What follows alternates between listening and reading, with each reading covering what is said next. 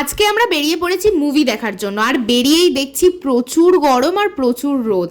আর এইটা কিন্তু একদম পুজোর মাস যেহেতু, তাই আকাশে পুরো বোঝা যাচ্ছে একদম ক্লিন আকাশ আর সাদা সাদা মেঘের ভেলা, দারুণ লাগছে দেখতে। তো আমরা প্রথমেই যাচ্ছি অটো ধরতে, অটো করে আমরা যাব হচ্ছে নিবালিপুর, দেন নিবালিপুরে অটো করে যাব হচ্ছে লেক মল।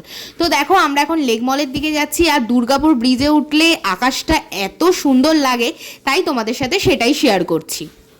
ভাবছি এবছর দুর্গাপুজোতে এরকম সকালবেলা যদি এত রোদ ওঠে তাহলে কিন্তু বেরোনো ইম্পসিবল, কারণ প্রচুর গরম লাগবে। আর তো চলো কথা বলতে বলতে পৌঁছেই গেলাম লেক মলে। এখন যাচ্ছি লেক মলের ভিতরে। আমাদের 12:10 শো ছিল, তো আমরা একটু ওয়েট করছিলাম রশনি এলে, তারপরে একসাথে আমরা যাব হচ্ছে উপরে। আর এখন সকালবেলা পৌঁছেছি বলে লেক মলে, এটা ধরতে গেলে সকালবেলা 11:30 পর পর, তাই একদম ফাঁকা ছিল, কোনো ভিড় ছিল না, খুবই ভালো লাগছিল দেখে। আর আমরা কিন্তু দেখতে এসেছি কনজিউরিং মুভিটা, যেটা লাস্ট রাইটস, এটাই মনে হয় লাস্ট পার্ট কনজিউরিংয়ের, তো সেটাই দেখতে এসেছি। তো এখন আমরা যাব গিয়ে মুভি দেখবো। আর এখানে দেখো লাইটটা বেশ ভালো লাগছে সিঁড়ির। আর এত সকালবেলায়ও কিন্তু ভালোই ভিড় হয়েছিল, মনে হচ্ছিল না সকালবেলা, মনে হচ্ছে যেন সন্ধেবেলা মুভি দেখতে এসেছি।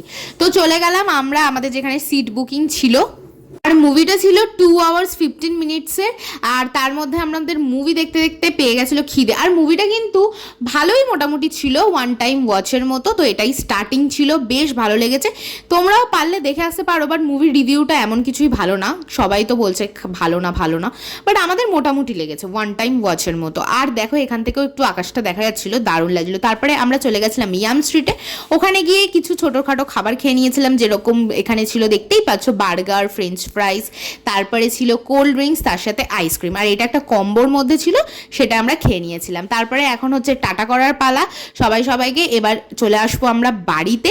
তো তারপরে আবার লেক মল থেকে বেরিয়ে আমরা করে নিয়েছিলাম অটো করে চলে এসেছিলাম বাড়ি। আর এই দুপুরবেলা গেছি বলে, আর তারপরে দুপুরবেলায় বাড়িতে ব্যাক করেছি ওই 4টে নাগাদ, ওই জন্য কিন্তু রাস্তাঘাট একদম ফাঁকা পেয়েছি। নইলে আজকে সানডের মধ্যে যদি এরকম ইভিনিংয়ে বেরাতাম তাহলে কিন্তু প্রচুর ভিড় হতো আর জ্যামও হতো রাস্তাঘাটের। লেক মলে তো বিশাল ভিড় হয়, কারণ আমরা যখন বেরোচ্ছিলাম তখনই ভিড় হওয়া অলরেডি স্টার্ট হয়ে গেছিল। আর এই রাস্তাটা এত ফাঁকা দেখে খুব ভালো লাগছিল আমাদের, তাই তোমাদেরকে একটু শেয়ার করছিলাম।